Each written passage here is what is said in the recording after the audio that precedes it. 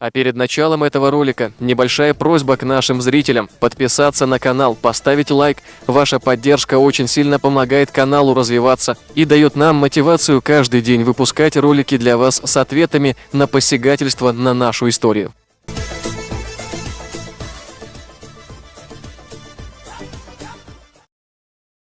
Разберем еще одно видео с канала Лаймра. Видео называется «О том, как чеченец женился на своей бабушке». Заметьте, что уклон делается на то, что данный персонаж является чеченцем. Так как подписчика нас просили обратить внимание на это видео, мы разоблачим эту грязь. А взамен мы просто хотим, чтобы вы ставили лайки и распространяли наши видео. Итак, начнем с того, что Лаймра привел неправильный источник. То, что показал и зачитал Лаймра, находится в книге «На краю гибели», изданная в 1890 году. А сделал он это специально, чтобы их ложь не раскрыли. Мы уже привыкли к таким фальсификациям со стороны ингушей. Идем дальше. Обратите внимание на оглавление «Предания и сказки чеченского народа».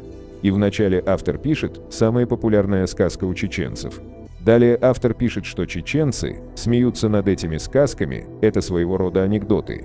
Автор нигде не указывает, что Мулла Насар чеченец, но Лаймра в названии видео написал, что Насар является чеченцем. Сразу после сказки про бабушку, далее идет сказка про то, что Мулла Насар встретился с пророком Мухаммедом, да благословит его Аллах и приветствует. Ингуши, надеюсь, вы не будете утверждать, что чеченец встретился с пророком. Хотя, зная вашу натуру, вы можете утверждать все, что угодно. Давайте теперь мы вас познакомим с Муллой Насаром, кто это такой и кем он является. Мулла Насар в мире известен как Мулла Насреддин, в мусульманских странах даже издавались книги про него и про его похождения. Это абсолютно выдуманный персонаж, даже если чеченцы и захотят его назвать, чеченцам у нас ничего не выйдет, так как во многих мусульманских и немусульманских странах утверждают, что он жил именно в их стране. Давайте теперь зададимся вопросом, для чего Лаймра и всем ингушам читать чеченские сказки. Мы предполагаем, что это некий ответ на свою традицию ливерат.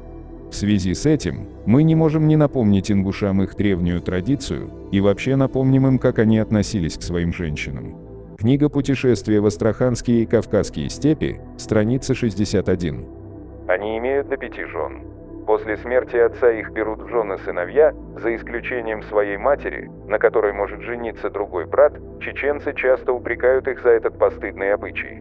Но ингуши отвечают: «Мой отец спал с моей матерью, я же могу спать с его женой». Далее в той же книге на странице 59 пишется: Павел Калустов мне рассказал о том, что когда он был на водах Энтери, один ингуш привел туда молодую девушку из своей страны с намерением ее продать. Один еврей, который находился на водах, согласился продать персидские ткани по цене 240 рублей. Когда продавец и покупатель пошли посмотреть ткани, девушка сказала нескольким чеченцам, находившимся рядом: «Знайте, что я несчастная сирота, каждый может меня обидеть безнаказанно. Человек, который привел меня сюда, обещал жениться на мне. Вместо того, чтобы сдержать свое слово, он продает меня для того, чтобы приобрести одежды, которые он никогда не будет носить». Затем она пошла в сад и повесилась на дереве. Книга «Законы и обычаи на Кавказе», страница 14. Ввиду этого понятно, какое значение следует придавать обычаю ингушей, по которому брат вправе, не спрашивая предварительного согласия сестры, распорядиться ее рукой. Стоит только брату, говорит Дубровин, во время пирушки выпить за здоровье своей сестры с человеком, желающим взять ее в жены и принять от него подарок, и сестра считается засватанной. Если вопреки обещанию, данному братом, девушка не отдана будет в супружество, одаривший брата жених преследует его как за кровную обиду. А теперь, проанализировав все изложенное, обратите внимание на комментарий, который ингуш оставил под видео Лаймра. Все сказки, на которые ссылаются ингуши, для них являются истиной, они не умеют думать и мыслить объективно, все, что выйдет из уст ингуша, для них является законом. Это, конечно же, ненормально и прежде всего является ущербностью.